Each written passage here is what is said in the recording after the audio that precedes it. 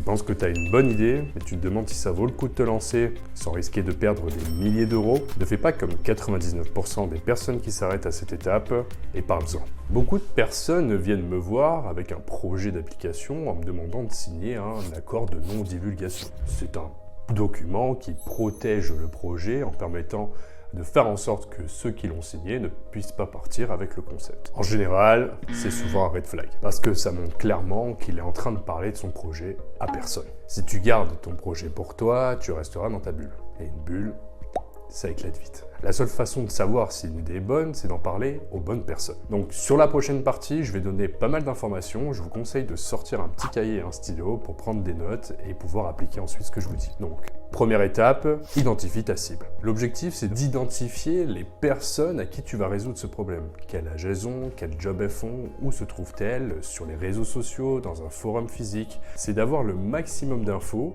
pour déterminer qui elles sont. Quelles sont leurs habitudes, etc., etc. Par exemple, pour Zapline, je crée un produit pour des gens qui postent sur LinkedIn.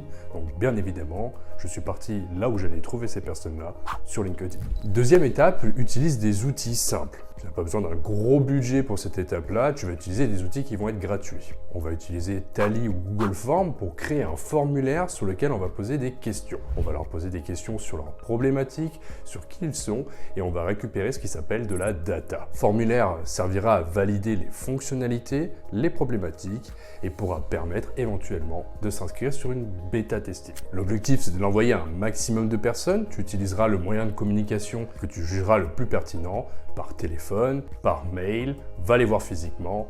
La liste, elle est non exhaustive. Sur toi, les gens adorent cet exercice. Ils adorent parler d'eux. Et l'exercice sera intéressant parce qu'il te permettra de commencer à apprendre à vendre ton produit. Donc, une fois qu'on aura récupéré tous ces formulaires, on va les mettre dans un Google Sheet qui vont nous permettre de passer à la troisième étape, l'analyse et l'itération. Une fois que tu as ces réponses, tu vérifies.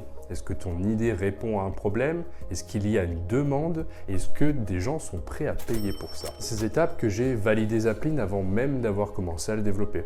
J'avais déjà 100 bêta users inscrits alors que je n'avais encore rien commencé. Plus tu vas discuter avec ta cible, plus tu vas cerner leurs vrais besoins et tu pourras comprendre leurs mots avec leurs mots. Alors, prends ton idée, partage-la et commence petit. Abonne-toi pour la suite, je vais te montrer toutes les prochaines étapes jusqu'à générer tes premiers euros. Donc n'hésitez pas à regarder en description, je vous montre le formulaire que j'ai utilisé pour Zapline et ça pourra vous inspirer. Je vous mettrai aussi les liens de Tally et de Google Forms pour que vous puissiez les utiliser.